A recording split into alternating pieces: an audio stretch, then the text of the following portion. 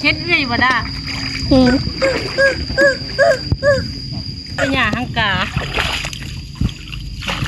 โอ้ยโข่งได้นี่หลายเติบอยู่พี่น้องเลยงมเอาก็พอได้อ้อมอยู่พี่น้อง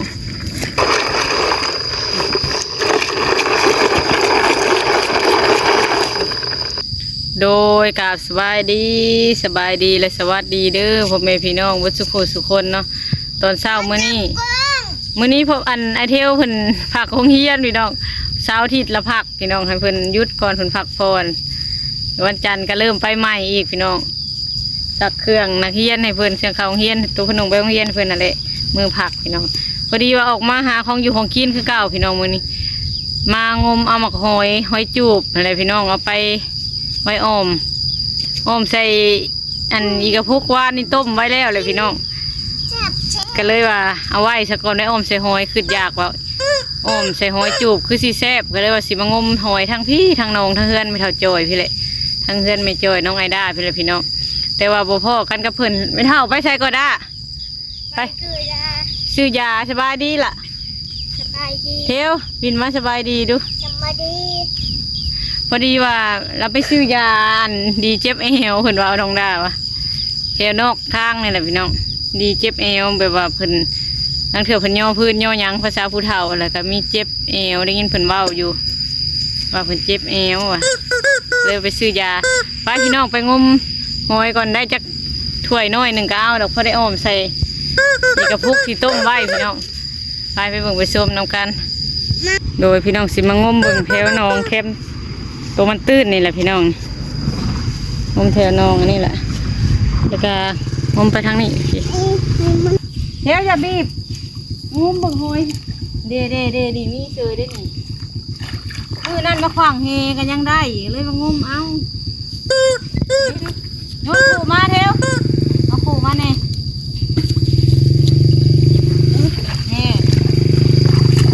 สบายดีเด้อพี่น้องเด้อมางมหอยแม่จอยแล้วก็งมอยู่ได้น้องไอด้าก็งมน้องนี่นะแล้วก็งมน้องไอด้าลงงมก็พอได้กิน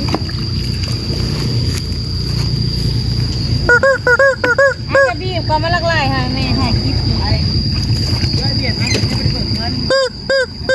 อย่าบีบละลักไล่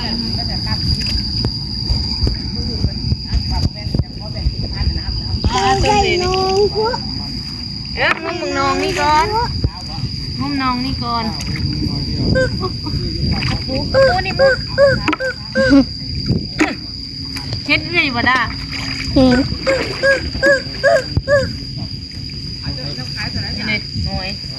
ไอเทลนี่ได้คล้องลิ้นเอื้อยแล้วบีบดู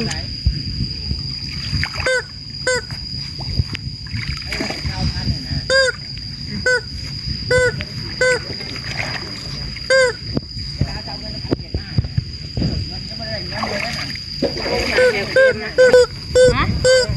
งมหอยจู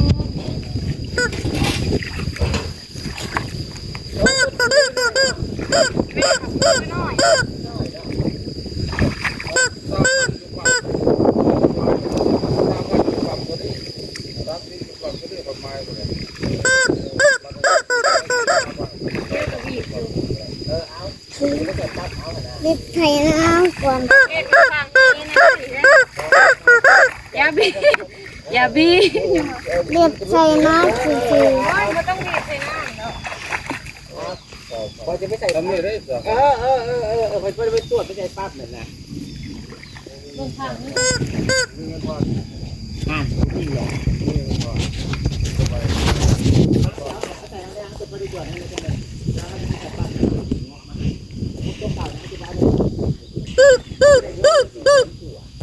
มีเงินทอน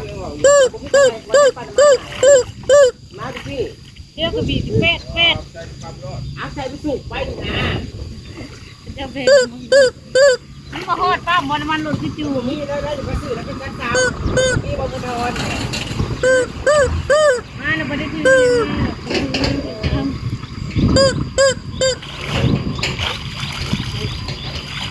ยังมาบีบล่ะแล้วบีบใส่คนอื่นไม่ต้องได้เห็นเจ้าก็ให้ โอ้ยถ้าเที่ยวนี่จะคิดแอดอยู่เที่ยวกันเลยหาของกินมาไปกินพวกกูก็หญ้าเป็นหญ้าหังกาโอ้ยโข่งได้นี่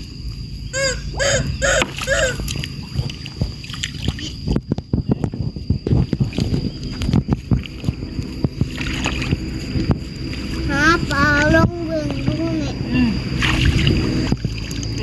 จะโข่ง นี่ นี่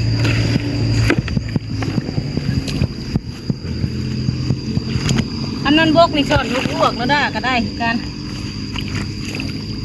สอนลูกพวกสอนนั่นน้ำ แม่ ร้าย เฮ้ย ไม่ใช่ เฮ้ย โอ้ยหวยมันเน่าเลย มันโรยหน้าเลย ไอ้น้องไอ้ด้าจับกล้องนะจ้องหอยได้ที่ชอบกินเลย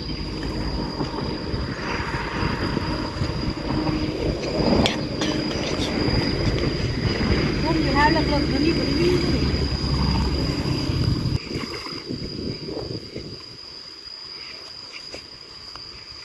มาบดจืดก็ได้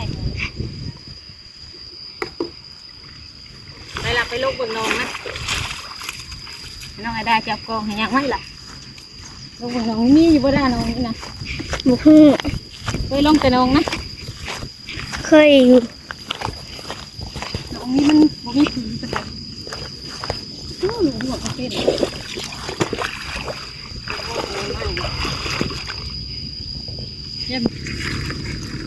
ได้หลายเติบอยู่พี่น้องเอ้ยงมเอาก็พอได้อ้อมอยู่พี่น้องมาลองเบิ่งน้องใหม่ก่อนบัดนี้มาลองงมเบิ่งอยู่น้องตัวทางนี้คันมันสิได้มีแต่หอยจูบหอยใหญ่ๆเลยเบิ่งลองเบิ่งน้องนี่แคบๆมันนี่แหละพื้นนี่อะไรจับให้น้องไอ้ได้จับกอง จับมือขึ้นก็ได้เที่ยวเก่งมากนะแบบนี้ เคยเสื้อ เสื้อ อย่าเหยียบ แม่เดี่ยวของเพื่อนน้องนี่มีคนร้ายเพื่อบ่นั่นมงเหมือนเที่ยวป่าพื้นมันมีบักทีๆนะน้องนี่บ่มีประเภทลูกห่วงนี่นะนี่มาทีร้ายแผลมันก็อยู่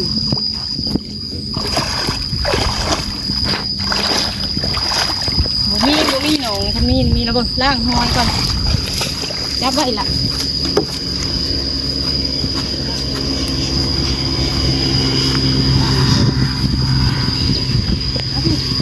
ล่างมาแล้วมาล่างหอยอยู่พี่ล่างนะจะมือเฉยเลย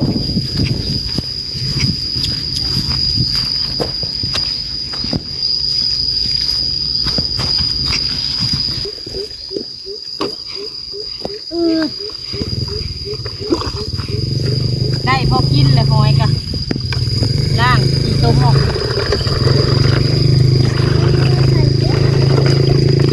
ล่างอีต้มออก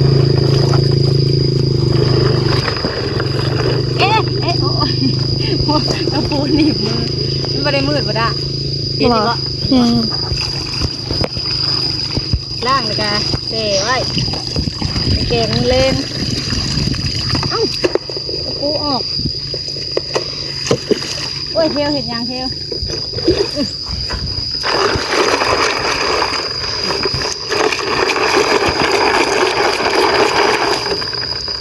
ตัวหมกจากเล็กจากนอน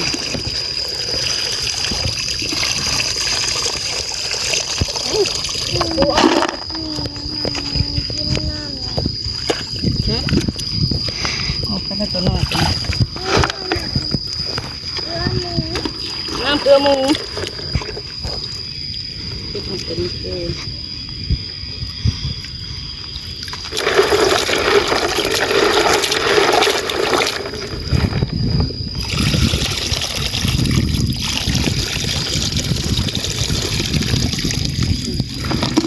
ซอยเป็นกระมาเลยมาแต่ซื้อยา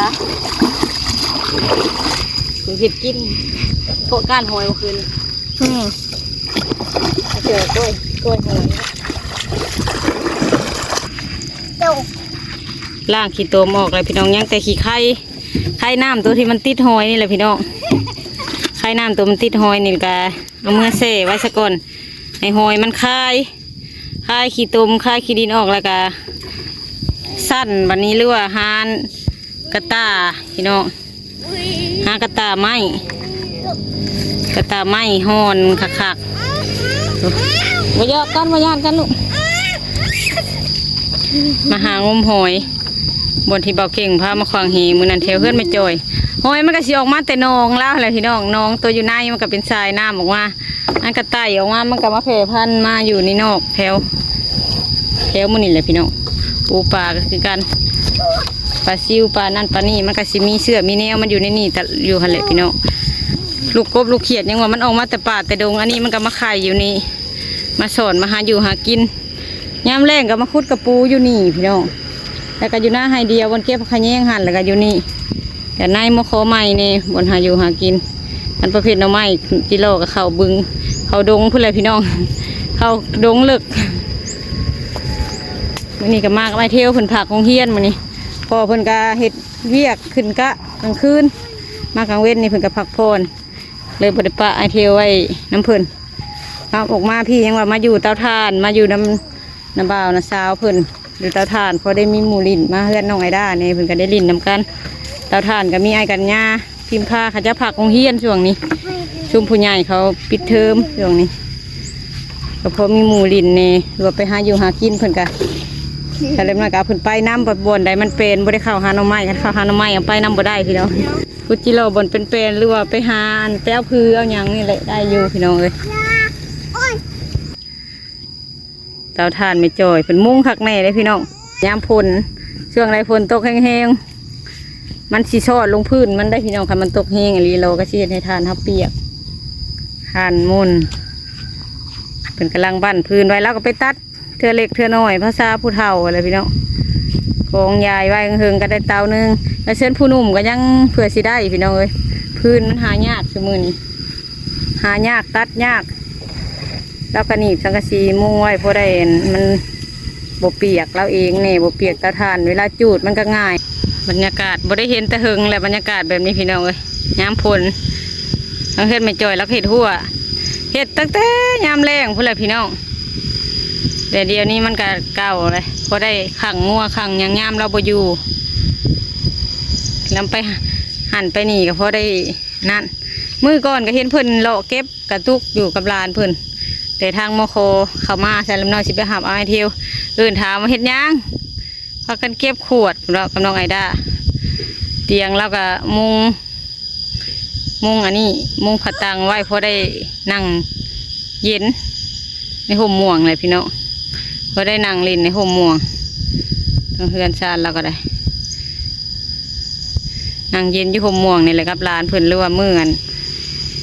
เห็ดเพื่อนเห็ดยังกับร้านอยู่นี่เพิ่นก็เห็ดน้ำเตาถ่านเพิ่นอยู่นี่เห็ดทางหน้าเฮือนแล้วนี่แหละพี่น้องเลยหาอยู่หากินบางมื้อก็ชวนร้านลงโซนคืนนี้เพิ่นก็ว่าไปก้านกับน้องไอด้า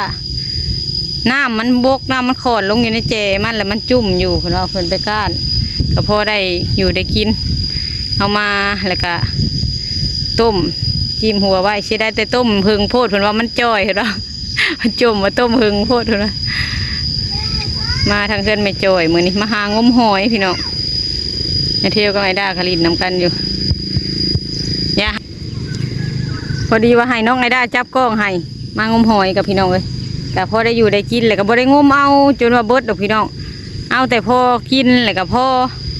เอาเมื่อก็กินบ่เบิดอย่ามันเน่าหอยนะพี่น้องเขางมขึ้นจากน้ำเลยมีแต่เวลาเขาอยากได้จังมางมเอาใหม่นะใครเนี่ยพี่น้องเลยเอาเบิดลายกะมันสิเบิดเอาไว้ให้ผู้น้ำลังงมพอได้ออมได้แกงกินอะไรพี่น้องถึงได้คลิปนี้ก็สิขอจบคลิปก็เด้อพี่น้องขอบุญขอบคุณหลายๆเพื่อทุกท่านที่ให้กำลังใจเด้อพี่น้องสำหรับคลิปนี้สำหรับน้อยก็สิขอลาไปเลยเด้อพี่น้องบอกกล่าวคำว่าสบายดีเด้อพี่น้อง